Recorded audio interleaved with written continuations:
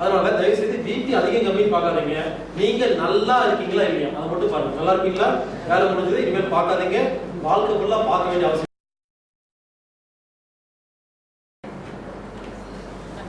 இந்த மூலம் பயிற்சி பொறுத்த வரைக்கும் என்னன்னா ரெண்டு விஷயம். உடம்பு ரொம்ப சூடானா பயிற்சி வரும், உடம்பு ரொம்ப குளிர்ச்சியானாலும் பயிற்சி வரும். ஆனா பொதுவாக எல்லாரும் சொல்லுவாங்க உடம்பு சூடானாதான் பயிற்சி வருதுன்னு சொல்லி உடம்பு குளிர்ச்சி பண்றதுக்கான விஷயம்லாம் செஞ்சுட்டே இருந்தா, ஒருவேளை கூலிங் அதிகமான அதனால வந்த பயிற்சியா இருந்தா நீங்க செய்யற சிகிச்சையில பெருசாகிட்டே இருக்கும். இது எப்படி புரிஞ்சுக்கிறதுன்னு கேட்டா, ஒரு ஐஸ்கிரீம் சாப்பிட்டா உடம்பு சூடாக சொல்றாங்களா? இந்த ஐஸ்கிரீம் சாப்பிட்டா உடம்பு சூடாயிருச்சுங்க. ஐஸ்கிரீம்ங்கிறது குளிர்ச்சியா இருக்கு, உடம்பு 37 டிகிரில இருக்கு. 37 டிகிரில இருக்கிற ஒரு உடம்பு கிட்ட ஐஸ்கிரீம்ங்கிற கம்மி டிகிரில இருக்க ஒரு பொருளை உள்ள கொடுத்தா நம்ம 37 டிகிரி கம்மியாகுமா அதிகமாகுமா? கம்மியாகும். அப்ப ஐஸ்கிரீம் சாப்பிட்டா உடம்பு குளிர்ச்சி ஆகுமா, உடம்பு ஹீட் ஆகுமா? ஆனா என்ன பண்றோம், ஃப்ரிட்ஜ் வாட்டர் குடிச்சேன் உடம்பு ஹீட் ஆகி சொல்றோமா? ஃப்ரிட்ஜ் வாட்டர் குடிச்சா உடம்பு கூலிங் தான். ஐஸ்கிரீம் சாப்பிட்டா உடம்பு கூலிங் ஆகும், ஹீட் ஆகும். இதை புரிஞ்சுக்கிட்டாவே போதுங்க. யாரெல்லாம் நிறைய சாப்பிட்டு உடம்புக்கு வேலையே கொடுக்காம உடம்பு குளிர்ச்சி அதிகமாயிடுச்சோ பயிற்சிக்கும்.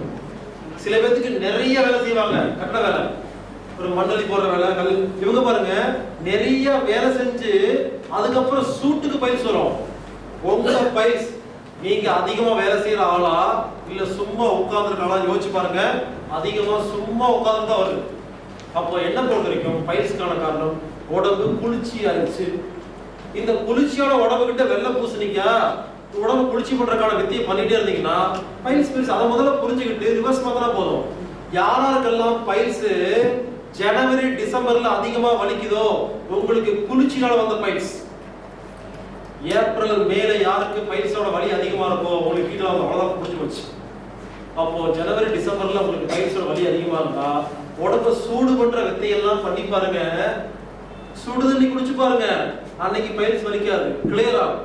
அப்போ உடம்புல சூடு பத்தலன்னு அர்த்தம். அதனால இனிமேல் கொதிக்க வச்ச தண்ணியை குடிக்கூடாது, ஆனா லேசா சூடு பண்ண தண்ணியை குடிக்கணும். இது மூலமா உடம்பு உஷ்ணம் அதிகம் பண்ணி பயிற்சியை குணப்படுத்தலாம். இல்லைன்னா முக்கியமான காரணம் உணவுக்கு ஏற்ற உழைப்பு உடம்புல இல்லை, உழைக்கிறது இல்லை. வாக்கிங் போகணும், யோகா பண்ணணும், எக்ஸசைஸ் பண்ணணும், இப்படி இது மூலமா உடம்பை உஷ்ணப்படுத்தி குணப்படுத்திக்கலாம். இல்ல முருங்கைக்காய், முருங்கைக்கீரை நிறைய சாப்பிட்டா உடம்புல உஷ்ணம் கிடைக்கும். இந்த முருங்கை பத்தி நிறைய பேர் பேசுவாங்க, வாக்கில கூட பேசிருப்பாங்க. உடம்புக்கு உஷ்ணம் கிடைக்கும், அவ்வளவுதான். இந்த உஷ்ணம் கிடைக்கும் பொழுது தெம்பு கிடைக்குது. சோ முருங்கைக்காய், முருங்கைக்கீரை நிறைய சாப்பிடணும். அப்புறம் உடம்பு சூடு பண்றதுக்கான வழியில பண்ணணும். அதாவது ஒரு சில நாடுகள்ல பாத்தீங்கன்னா அவங்க சும்மா இருக்க மாட்டாங்க. சுவிட்சர்லாந்து, இங்கிலாந்து, அமெரிக்கா நாடுல பாத்தீங்கன்னா பனி பொழிவு, கூலிங் கண்ட்ரி. அங்கெல்லாம் பாருங்க அவங்க என்ன பண்ணுவாங்க, பேசும்போது நான் வந்துட்டு இருந்தேன், அப்புறம் கார் அந்த பக்கம் வந்துச்சா, கதவு திறந்துச்சு, நான் பார்த்தேன், அங்க பார்த்து பாத்தீங்கன்னா உடம்பு ஆடிட்டே இருக்கும், சும்மா இருக்கு, பாடி ஆக்ஷன் பயங்கரமா இருக்கும். ஏன் தெரியுமா, அந்த கூலிங் கண்ட்ரில உடம்ப ஆட்டிக்கிட்டே இருந்தாதான் சூடாகும், குளிர் தாங்க முடியும். இதே உஷ்ணமான கண்ட்ரி குவைத், சவுதி அரேபியால பாத்தீங்கன்னா உடம்புக்கு வேலையே கொடுக்குறாங்க, உடம்பு ஆட்டாம இருந்தா ஆரோக்கியம். வேலைக்கு வீட்டு வேலைக்கு போற அத்தனை பேருமே சவுதி கண்ட்ரிக்கு தான் போவாங்க, கல்ஃப்ல தான் போவாங்க. யாரும் அமெரிக்கா இத்தாலிக்கெல்லாம் போக மாட்டாங்க. ஏன் தெரியுங்களா, அங்க யாராவது வீட்டுக்கு வேலைக்கு ஆள் வச்சுட்டு சும்மா உட்காந்து செத்து போயிடுவாங்க. உடம்புக்கு வேலை அவங்க எல்லாமே அவங்களே பண்ணுவாங்க, துவைக்கிறது வந்து எல்லாமே. ஏன்னா அதை செஞ்சாலும் உயிரோடு இருக்க முடியும், உயிர் போயிடும். இங்க சவுதி கண்ட்ரில வேலை செஞ்சா உயிர் போயிடும். அதுக்காக என்ன பண்றாங்க, யாரையும் கூட்டு சம்பளம் கொடுத்து வேலை வச்சிருக்காங்க, இவங்க வேலையை செய்ய மாட்டாங்க. இந்த பாப் சாங்ல எல்லாம் பார்க்கலாம், சில பாப் சாங்ல இங்கிலீஷ் இந்த ஆள் இந்த பாப் சாங் சொல்லுவாங்க, அதுல பாத்தீங்கன்னா கேமரா முன்னால மைக் வச்சுட்டு ஆடிட்டே இருப்பான். இவனுக்கு எல்லாம் இந்த கூல் கண்ட்ரில ஆடுறாங்க.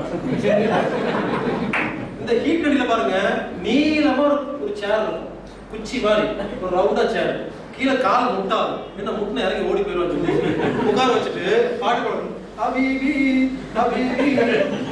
அந்த பாட்டு ஃபுல்லா 4 கை மேல போயிட்டு வந்துருக்கும், தலை 4 திரும்பி இருக்கும்.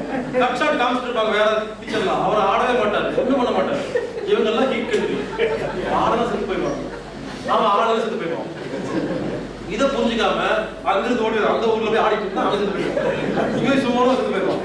ஆனா என்ன பண்ணணும், நம்ம உடம்புல யாரா இருக்கலாம் குளிர்ச்சி அதிகமா இருக்கோ இங்க என்ன பண்ணுங்க, பெரிய டெக்னிக்கலா இல்லைங்க. இனிமேல் பேசும்போது கையாட்டு பேசிட்டு இருங்க. ஹீட் அதிகமா இருக்கு, யோகாலாம் பண்ண வேண்டாம், நீங்க வாக்கிங் எல்லாம் போக வேண்டாம். உடம்புக்கு ஏதாவது வேலை கொடுத்தே இருங்க, சும்மா ஜாலியா மாறுங்க. நாங்க போயிட்டு இருக்கும்போது இப்படி பார்த்தோம்னா இப்படின்னு சொல்லி கை ஆடி பாருங்க, உடம்பு உஷ்ணம் வந்துடும். யாருக்கெல்லாம் உடம்பு ரொம்ப உஷ்ணமான வேலை செய்றீங்களோ முடிஞ்ச வரைக்கும் எதையும் அசைக்காதீங்க. நம்ம இதே வாயை மட்டும் பாருங்க. இந்த கல் கட்டில பாருங்க, பேசும்போது வெறும் வாய் மட்டும் தான் அசையும், உடம்புல ஒண்ணுமே இருக்காது. இதை புரிஞ்சுக்கிட்டா போதுங்க.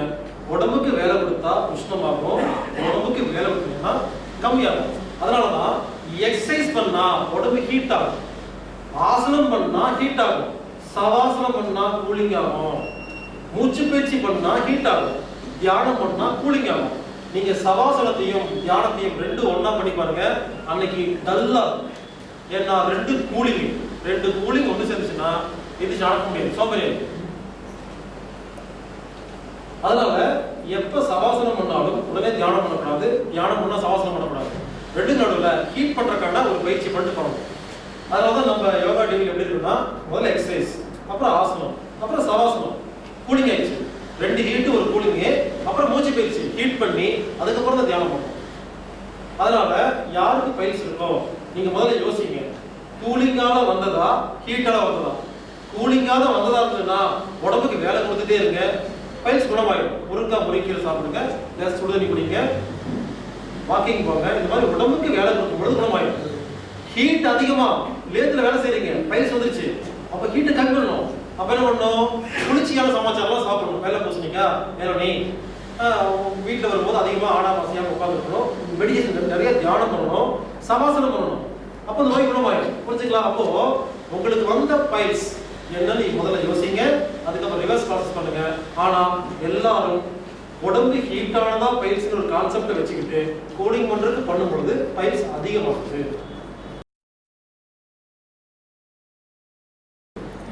இல்ல உடம்பு தூத்திட்டாலும் ஒரு 1/2 மணி நேரம் 3/4 மணி நேரம் ஆகணும்.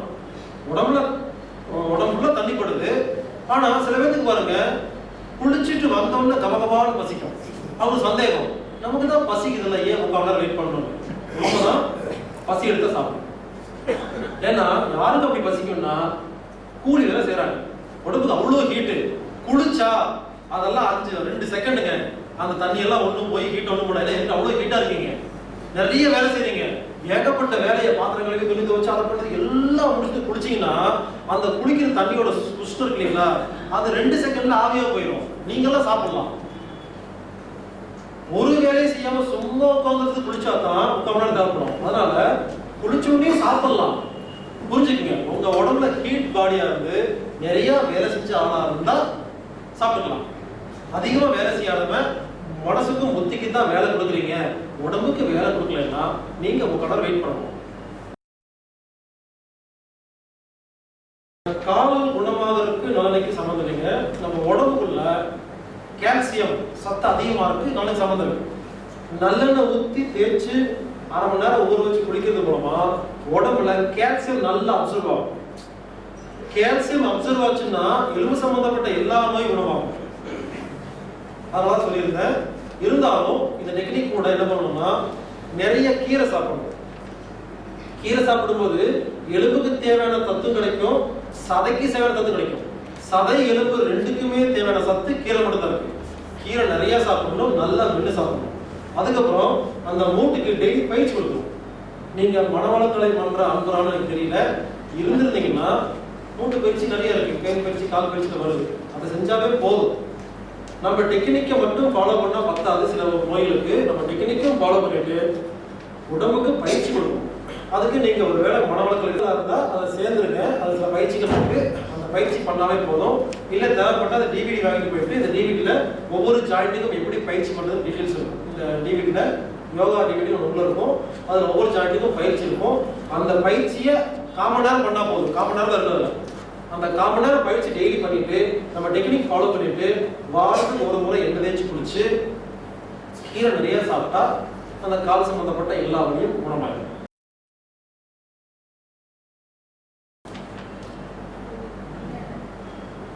மச்சையில் இருந்து சுத்த ரத்தம் உற்பத்தியாகும் முறையை விளக்கவும். நமது மகரிஷி அவர்கள் உணவு ரசமாகி ரத்தமாகி சதையாகி கொழுப்பாகி எலும்பாகி மச்சையாகி கடைசியில் சுக்லம் ஆகிறது என்று கூறியிருக்கிறார். நீங்கள் சுத்த ரத்தம் உண்டாகிறது என்று கூறுகிறீர்கள், விளக்கவும். அதாவது உணவு ரசமாகுது, ரசம் ரத்தமாகி சதையாகி கொழுப்பாகி எலும்பாகி மச்சையாகி சொல்றாங்க. உண்மைதான், அதுவும் இது ரெண்டும் உண்மைதான், புரிஞ்சுக்கணும். அவ்வளவுதான். சாப்பிட்ற சாப்பாடு ரசமா மாறி ரத்தமா மாறிடுச்சு, இல்லைன்னு சொல்லல. ரத்தமா மாறி பாருங்க, எல்லாத்துக்கும் முட்டையிலிருந்து கோழி வந்துதா, கோழி முட்டை வந்தா மாறுது. ரத்தம் தான் எலுமச்சியா மாறுது, எலுமச்சி ரத்தம் உற வைக்குது, ரத்தம் சதையா மாறுது. இந்த சதையெல்லாம் ஒண்ணு சேர்ந்து புது ரத்தம் உருவாக்குது, ஜீரணம் பண்ணுது, எல்லா வேலையும் பண்ணுது. ஆக மொத்தம் இப்படி பிரிச்செல்லாம் பார்க்க முடியாது, ஒண்ணா மாறுது. தண்ணி சாப்பாடு சாப்பிடுறோம், கண்ணுக்கு அது முக்கம் மாறுது இல்ல. இப்படி எப்படி சொல்ல முடியும், பிரிச்சு சொல்ல முடியும்? எதுவும் உள்ள போனாலும் மொத்தமா ரத்தம் தான் ஒரு உறுப்பை உருவாக்குது, ஒரு உறுப்பு தான் ரத்தம் உருவாக்குது. இப்படி பிரிக்கலாம் முடியாது.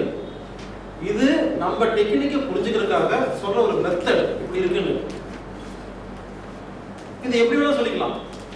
அதனால ரொம்ப கன்ஃபியூஸ் பண்ண வேண்டாம். நீங்க எது வேணா எப்படி வேணாலும் மாறும். ஆக மொத்தம் பஞ்சபூதங்கள் ஒன்று சேர்ந்தா அது ரத்தம்னு சொல்லலாம், அதை எலும்பு மச்சைன்னு சொல்லலாம், கண்ணுன்னு சொல்லலாம், என்ன சொல்லிக்கலாம். இந்த பாட்டிலோட பஞ்சபூதம் தான், எல்லாமே பஞ்சபூதம் தான். பஞ்சபூதம் அப்படி மாறும்பொழுது ஒரு பொருள் உருவாகுது. ஸோ எது வேணா மாறுதுன்னு சொல்லலாம். ஒரு தண்ணி எடுத்து ஒரு சட்டியில ஊற்றுங்க, தண்ணின்னு சொல்லுவீங்க. சூடு பண்ணா ஆவியா போச்சு, இது வந்து ஆவின்னு சொல்றீங்க. மேலே போனா மேகமா இருக்கு, கீழே வந்தா மழையா வருது. ரோட்ல ஓடிச்சுன்னா தண்ணி ஓடுதுன்னு சொல்றோம். அது ஒரு ஆத்துல போச்சுன்னா ஆறுங்கிறோம், குட்டில இருந்தா குட்டைங்கிறோம், அது கடல்ல போய் கலக்குது கடலுங்கிறோம். அது மேலே போகுது, மறுபடியும் ஆவிங்கிறோம், மறுபடியும் மேகங்கிறோம், மறுபடியும் தண்ணிங்கிறோம். எல்லாம் ஒண்ணுதான். எதுவா மாறும், எப்ப வேணா எது வேணாலும் மாறும். நம்ம புரிஞ்சுக்கணும், அவ்வளவுதான். அப்ப கடலை பார்த்து நானு இது கடல் இல்லை, இது வந்து மேகம்னு சொல்லுவேன். நான் டெக்னிக்கலா மேகம்னு சொல்லலாம். மேகம் கடல் ஒண்ணுதான், தண்ணி எல்லாம் ஒண்ணுதான். அப்ப அந்த இடத்துல அது மாதிரி இருக்கு. அப்போ ரத்தம் தான் ஒரு உறுப்பு, ரத்தம் தான் எலும்பு மச்சை தான் ரத்தம். இப்படி எல்லாமே ஒண்ணு சேர்ந்து வேலையை பண்ணிருக்குங்க. இப்படி பிரிச்செல்லாம் பார்க்க முடியாது. இதை புரிஞ்சுக்கிறதுக்காக ஒரு சில வார்த்தைகள் சொல்றதுன்னா உள்ள போக போக ஒண்ணும் இல்லைன்னு ஆகும்.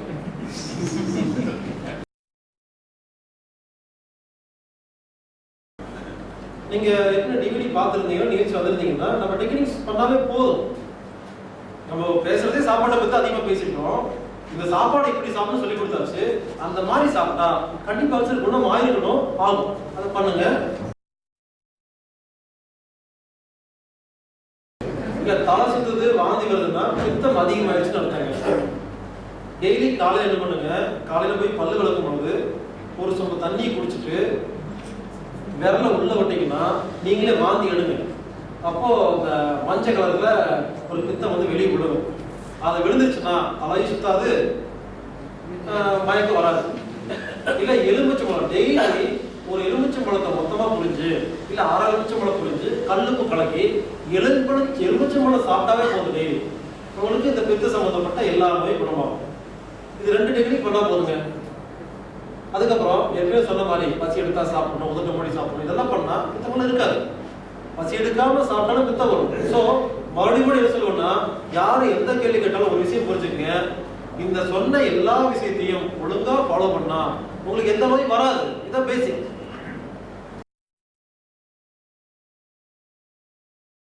முதல்ல தூக்கம் உங்களுக்கு தேவையில்லை, இதுதான் உண்மை. தூக்கத்தை பத்தி வேணா நான் பேசிடுறேங்க. தூக்கத்தை பத்தி ஏற்கனவே டிவில எந்த அளவுக்கு தெரியல, தூக்கத்தை பத்தி நான் பேசிடுறேன். இப்போ ரொம்ப முக்கியமான விஷயம், ஒரு நாளைக்கு கண்டிப்பா 6 மணி நேரம் தூங்கணும், 8 மணி நேரம் தூங்கணும் சொல்றாங்க இல்லைங்களா? முதல்ல அதுவே தேவையில்லை. நம்ம உடம்புக்கு மொத்தம் 3 விதமான வேலை கொடுக்கணும்.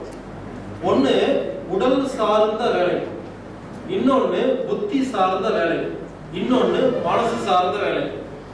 இந்த பியூன் இருக்காரு ஆபீஸ்ல, அவருக்கு உடம்பு சார்ந்த வேலை. ஏப்பா இங்க வாப்பா, இந்த ஃபைல் போட்டு அங்க வை, பேக்ல போய் பணம் கட்டிட்டு வா, இந்த குப்பை கொண்டே கொட்டு. இவங்க என்ன பண்ணுவாங்க? புத்திக்கு வேலை தருவாங்களா? மனசுக்கு வேலை இருக்கா? உடம்பு தானே வேலை. மாடு மாதிரி சொன்னதை செஞ்சா ஜாப். இது உடம்பு சம்பந்தப்பட்ட வேலை செய்யற குரூப். இந்த முதலாளி எல்லாம் ஒரு கம்பெனியோட ஓனர் இருப்பாங்க. உடம்புக்கு வேலையே இல்லை, சேர்ல உட்கார்ந்து இருப்பாங்க, போன் மட்டும் பேசிட்டு இருப்பாங்க. மூளைக்கே வேலை, என்ன பண்ணலாம், ஏது பண்ணலாம், எப்படி சம்பாதிக்கலாம், யார் எப்படி வேலை வாங்கலாம். வேலை உடம்புக்கு இல்லை, புத்திக்கு வேலை. இவங்க ஒரு குரூப். அப்புறம் ஹவுஸ் ஒய்ஃப் எல்லாம் அந்த மனசுக்கு வேலை, மனசுக்கு மட்டுமே வேலை. வீட்டுக்கார எத்தனை மணிக்கு வருவாரு, குழந்தை ஸ்கூலுக்கு போச்சு வந்துச்சா, இப்படி உட்காந்துட்டு ஃபீலிங்ஸ். இந்த மாதிரி மூணா பிரிச்சுக்கலாங்க. இதுல உடம்புக்கு வேலை கொடுக்கிறவங்களுக்கு மட்டும்தான் தூக்கம் வரும், தூக்கம் தேவை. புத்திக்கும் மனசுக்கும் வேலை கொடுத்தா தூக்கம் வராது, தூக்கம் தேவையில்லை, எதிர்பார்க்காதீங்க. அப்ப என்ன வேணும்? தூக்கம் வேண்டாம், ஓய்வு வேணும், ரெஸ்ட்.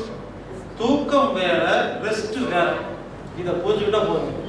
ஒரு தொழிலாளியும் முதலாளியும் நைட்டு 10 மணிக்கு படுக்கிறாங்க. தொழிலாளி படுத்தோம்னா போட்டு தூங்கிட்டாரு.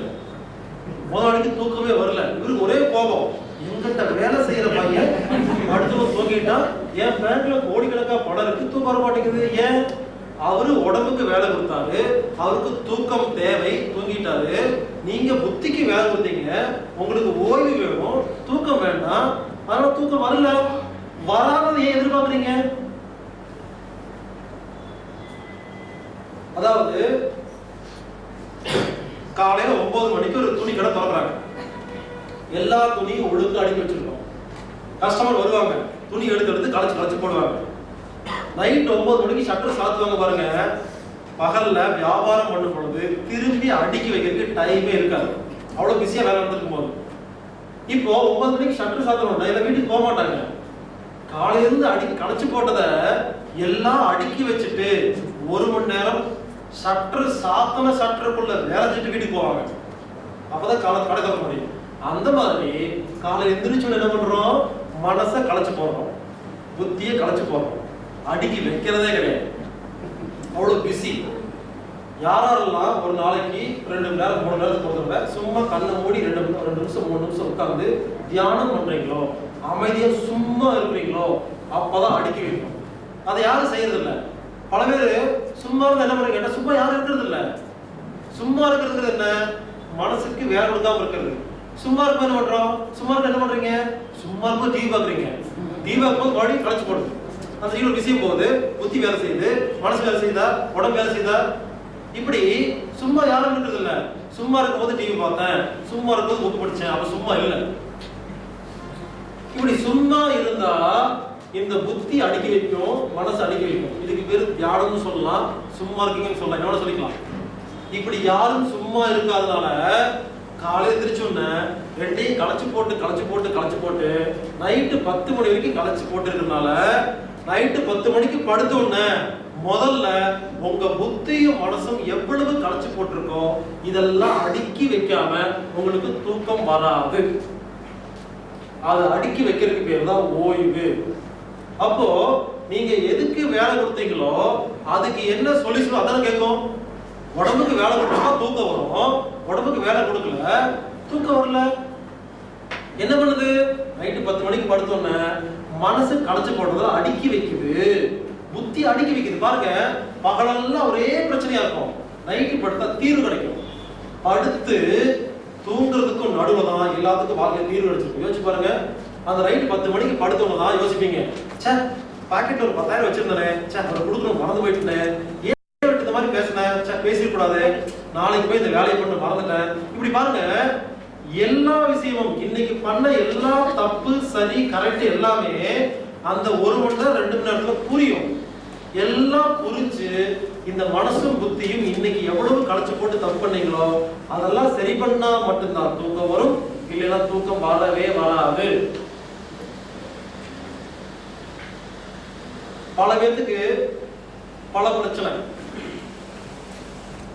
ஒருத்தர் நடிச்சிட்டு இருக்காங்க, பகல் ஃபுல்லா ஒரே பிரச்சனை, நம்ம வீட்டுக்கார நம்மளை விட்டு ஓடி போயிடுவாரா, நம்மளோட வீட்டுக்கார நம்ம ஓடி போயிடுவாரோ, பகல் ஃபுல்லா பிரச்சனை. நைட்டு 10 மணி படுத்து கன்ஃபார்ம் பண்ணிட்டாங்க, இந்த மூச்சுக்கு எங்க போகும், எங்கேயும் போகாது, தூக்கம்.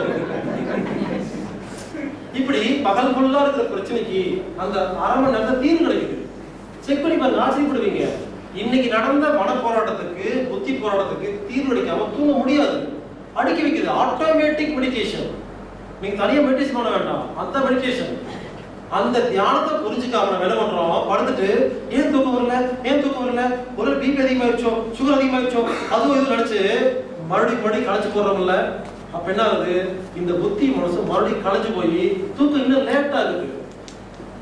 அப்ப படுத்த உடனே யாருக்கு தூக்கம் வருதோ, உங்க மனசு புத்திக்கு வேலை கொடுக்கல, கள்ளங்கடவுல சொல்லுவாங்க இல்லையா, படுத்துன்னு தூங்கிடுவாங்க பாரு, மதராச கள்ளங்கடவுல. ஏன் மனசுக்கு புத்திக்கு வேலை இல்லை, தூங்கிட்டாங்க படுத்தோன்னு.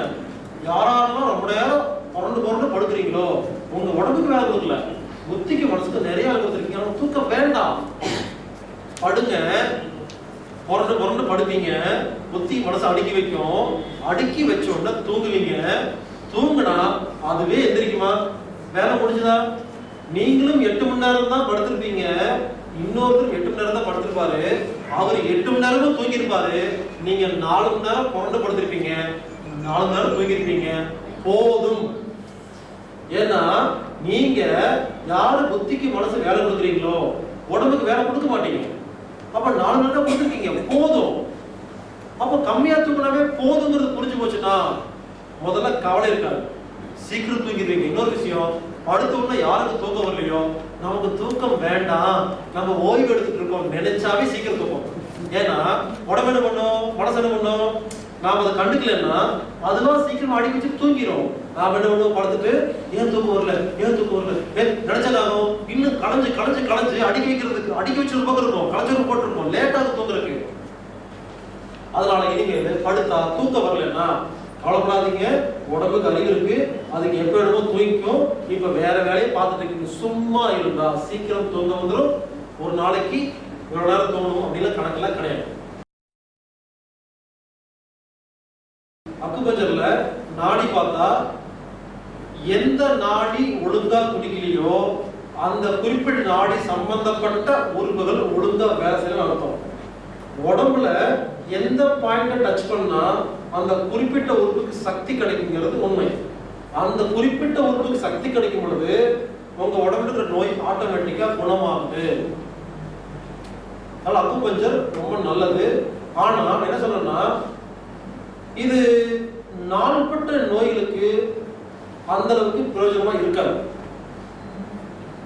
அக்யூட் டிசீஸுக்கு சூப்பரா வேலை செய்யும், கிரானிக் டிசீஸுக்கு கொஞ்சம் கஷ்டம். எப்படின்னு கேட்டா, உங்களுக்கு தலைவலிக்கும். தலைவலி வந்துருச்சுன்னா யாருக்காவது தெரியுமா ஏன் வலிக்குதுன்னு?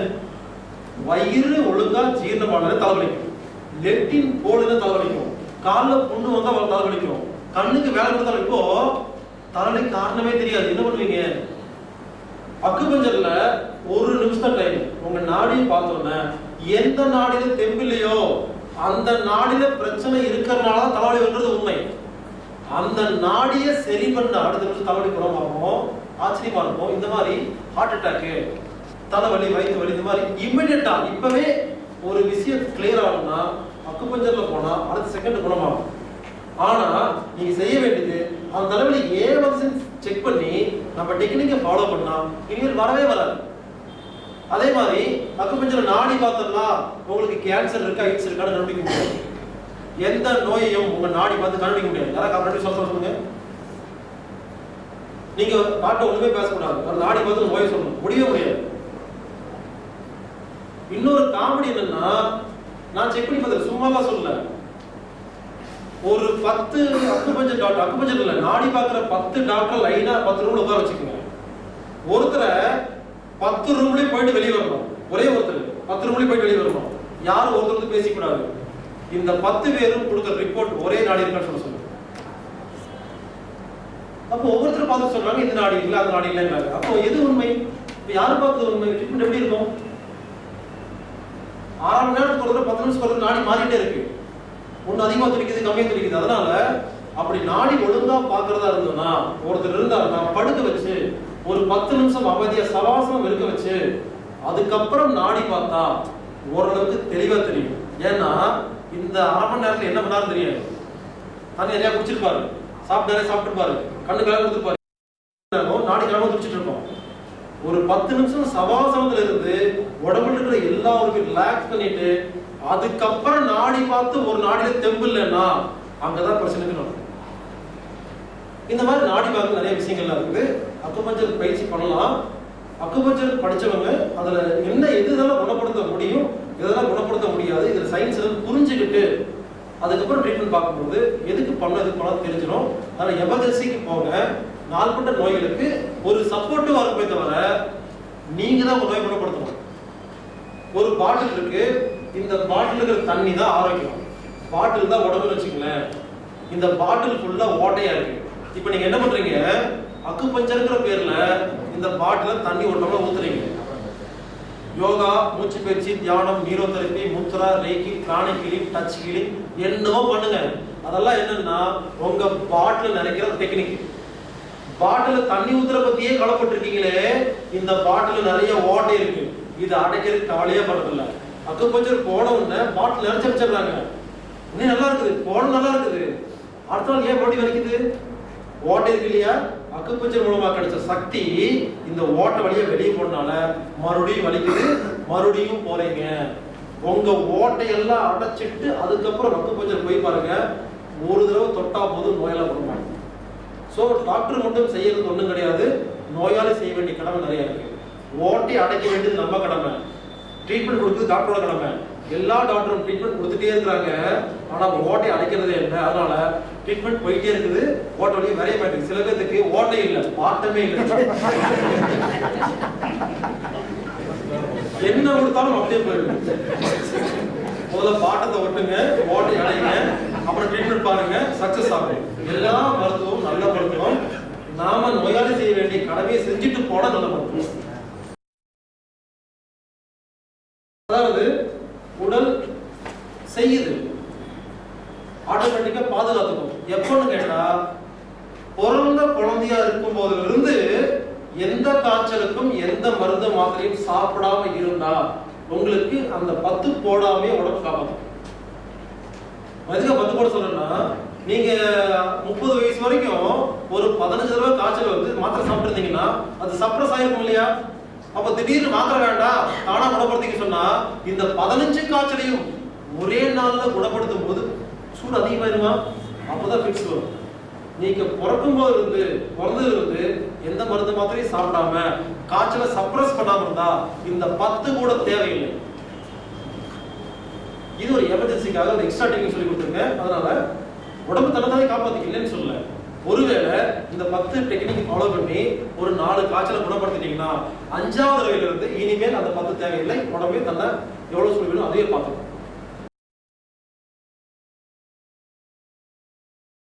வாசி யோகங்கிறது அது ஒரு மூச்சு பயிற்சி.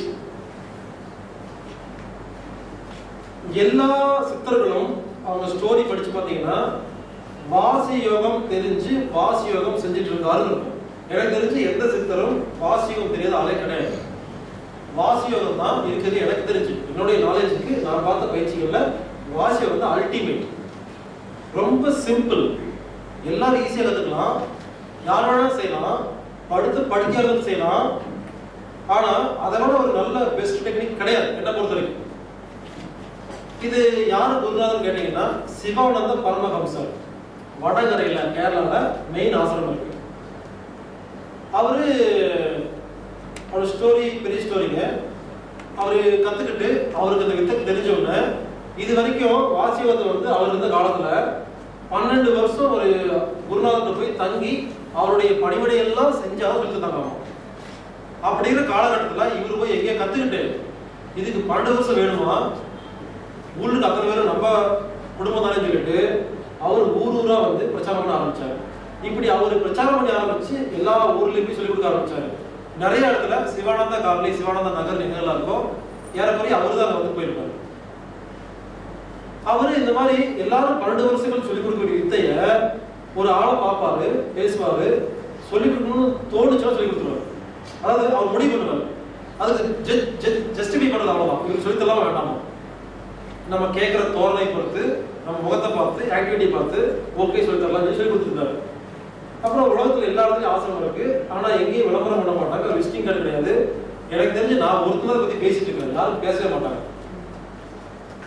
நானும் அவர் மாதிரி கிடைச்ச விஷயம் ஏதாவது கிடைக்கும் பேசிட்டு இருக்கேன், யாரும் பேச மாட்டாங்க. தெரியும், யோசிச்சு பாருங்க, இந்த ஊர்ல ஆசிரமம் இருக்கும், யாருக்கும் தெரியாது. போன சொல்லித்தர மாட்டாங்க, போன சொல்லித்தர மாட்டாங்க. போன என்ன பண்ணுவாங்க, ஒவ்வொரு பௌர்ணமிக்கு பக்கத்துலையும் வர ஞாயிற்றுக்கிழமை பயிற்சின்னா வெளியால வரலாம் புதுசா ஆகலாம். அப்போ எல்லாத்தையும் உட்கார வச்சு என்ன பண்ணுவாங்க, ஏற்கனவே கத்துக்கிட்டாங்க மைக்கு முடிச்சுட்டு வாசி யோகா என்பதை மிக சூப்பரான யோகா இதுதான் கத்துக்கிட்டேன் நல்லா இருக்கு சொல்லிட்டு பேசிக்கிட்டே இருப்பாங்க, சொல்லி தர மாட்டாங்க. மாசம் ஒரு வர சொல்லுவாங்க, ஃப்ரீயா சாப்பாடு போடுவாங்க, போயிட்டு அடுத்த மாசம் வாங்க போயிட்டே இருப்பீங்க, சொல்லி தர மாட்டாங்க. அவங்க அந்த பயிற்சி கத்துக்கிறது ஒரு வரம், அது நமக்கு பிராப்தம் இருந்தா கிடைக்கும். நான் வந்து யோகா டீச்சராக அந்த கோயம்புத்தூர்ல ஒயிட் போயிட்டு சுத்திட்டு இப்போ தான் கான்ட்ரஸ் போட்டுருக்கேன், ஒயிட் நோட்டு தான் போட்டிருப்பேன். எனக்கு ஒரு ஆள் போன நம்ம சொல்லி தருவாங்க, நான் யோகா பண்ணிருக்கேன், 3 நேரம் ஆன்மீகம் சொல்லி தருவாங்க. 1.5 வருஷம் ஆச்சு, 1.5 வருஷமா மாசம் போவேன். அப்புறம் கடைசியா கெஞ்சி கூத்தாடி ஒரு நாள் சொல்லி கொடுத்தாங்க. சொல்லி கொடுக்கறதுக்கு 1/2 மணி நேரங்க. நான் இப்ப சொல்லி தர முடியும் 1/2 மணி நேரத்துக்கு, அவ்வளவுதாங்க. பயிற்சி ஒண்ணுமே கிடையாது. ஆனா அப்புறம்தான் புரிஞ்சுது ஏன் 1.5 வருஷத்துக்கு சொல்லி கொடுத்தாங்கன்னா, அதுக்கப்புறம் நான் நிறைய சொல்லி கொடுத்துருக்கேன் 1/2 மணி நேரத்துல. இதுவரைக்கும் யாரும் பயிற்சி பண்ணவே இல்லைங்க. ஏன்னா 1/2 மணி நேரம் கிடைச்ச பயிற்சி அப்படிதான். எதுக்கு பண்றாங்கன்னா 1.5 அலை விடுறாங்க, நமக்கு எவ்வளவு ஆர்வம் இருக்குன்னு. யாரு இந்த பயிற்சியை பண்ணுவீங்கன்னு நம்புறாங்களோ அவங்களுக்கு மட்டும் சொல்லி தராங்க. ஏன்னா சொல்லி கொடுக்கிறது ரொம்ப சுலபம். 10 நிமிஷம் இருந்தா சொல்லி கொடுத்துடலாம், 1/2 மணி நேரம் சொல்லி கொடுத்துடலாம். அதனால வாசியோகங்கிறது ஒரு மூச்சு பயிற்சி. அந்த பயிற்சி பண்ணும்போது என்ன ஆகுதுன்னா, உடம்புல இருக்கிற எல்லா செல்களுக்கும் அபரிமிதமான பிராணசக்தி கண்ணாவுடன் கிடைக்குது 1 மணி நேரம் பயிற்சியில.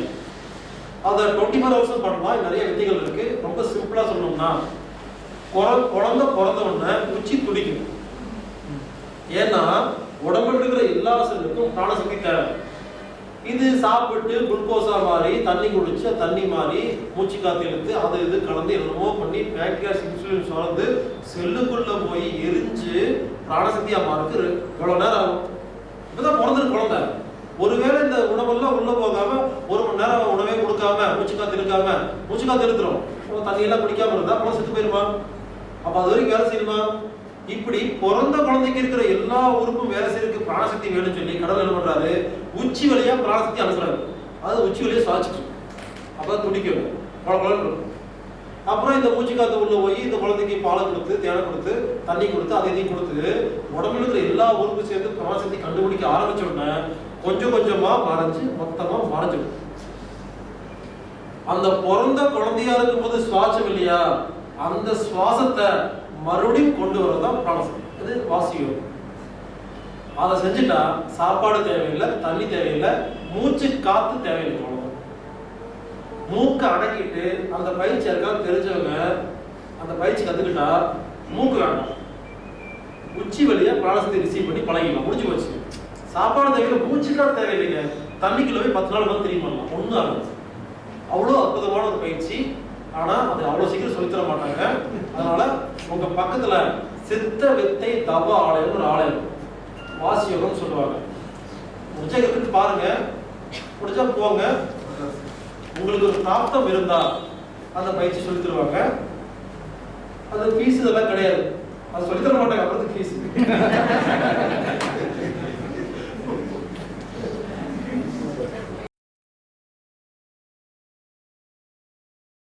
மூட்டு பயிற்சிக்கு ஏற்கனவே நம்ம உடற்பயிற்சியிலே இருக்குங்க, அது பண்ணாவே போதும். தனியாலும் பயிற்சி இல்லை. இது நின்றுட்டு அந்த முட்டிக்காலை வந்து கொஞ்சம் இறங்கி குனிஞ்சு மூட்டு மேல கையை வச்சு அந்த மூட்டை சுத்தினாவே போதும். ஒண்ணும் இல்லைங்க, மூட்டுக்கு அசைவு கொடுக்கணும், அவ்வளவுதாங்க. டெய்லி அசைவு கொடுத்துட்டு இருந்தா மூட்டுலயே இருக்காது. ஒருவேளை வீட்டுல யூரோப்பியன் டாய்லெட் பயன்படுத்திட்டு இருந்தா அதை பாம்பே கக்கூஸா மாத்துங்க, அப்போ மூட்டு வலி குறையும். யாரெல்லாம் வீட்டுல பாம்பே டாய்லெட் இல்லாம யூரோப்பியன் டாய்லெட் உட்கார்ந்து கக்கூஸ் போறோம்ல, அது செய்யற அத்தனை பேத்துக்கு மூட்டு வலி இருக்கும். அந்த பாம்பே கக்கூஸா மாத்தி பாத்தீங்கன்னா அந்த 5 நிமிஷம் உட்கார்றீங்கல்ல, அதுவே ஒரு பயிற்சி தான். அது யோகா பயிற்சி மாதிரி இருக்கு. மூட்டு வலி குணம் பண்ணிக்கணும். அப்புறம் சேர்ல உட்காந்து காலை தொங்க போட்டு உட்காருங்க, காலை மடக்கி உட்காருங்க. இந்த மாதிரி சமணங்கால் போட்டு உட்காந்துட்டு பாம்பே கக்கூஸ் மாத்தினாவே உலகத்துல இருக்கிற எல்லா மூட்டு வலியும் காணாம போயிடும். சேரு, ஆபீஸ், வீடு, பாத்ரூம், காரு, பைக்கு எங்க போனாலும் காலை தொங்க போட்டு உட்காந்துருக்கணும். இதுதான் மூட்டு வலி காரணம். காலை தொங்க போட்டு உட்காராதீங்க, காலை மடிச்சு உட்காருங்க, எல்லா மூட்டு வலியும் குணமாகும். பல பேருக்கு ஒரு பெருமை வேற, என்னால கீழே உட்கார முடியாது. கீழவே உட்கார்றக்கே உடம்புக்கு முடியலையே, என்ன பெருமை வேண்டியது இருக்கு. சாப்பிட கூட கீழே உட்கார முடியாது. கஷ்டப்படுங்க, வருத்தமா பேசுங்க, பெருமையா பேசாதீங்க. சம்பளங்களை போட்டு யாராவது உட்காந்து கீழே உட்காந்து பழகுறீங்களோ எந்த நோயுமே இருக்காது.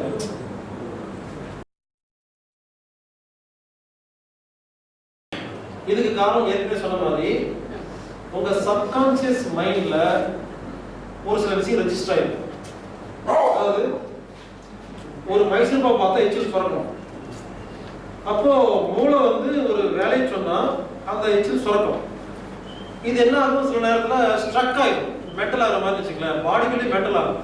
ஒரு சில விஷயம் இருந்தாலும் பதிவாயிடும், அது ஆட்டோமேட்டிக் சுரந்துட்டு இருக்கும். ஒன்று அந்த எச்சில் சுரப்பிக்கு அறிவு கெட்டு போயிருக்கலாம், அறிவு கெட்டு போய் தப்பு தப்பா சுரந்துட்டு இருக்கும். இல்லை சப்கான்சியஸ் மைண்ட்ல ஏதோ தப்பான பதிவு என்ன பண்ணுது, உங்களை அதை ஆப்ரேட் பண்ணிட்டு இருக்கு. நம்ம டெக்னிக் 100% ஃபாலோ பண்ணாலே போதும், அது சரியா போயிடும்.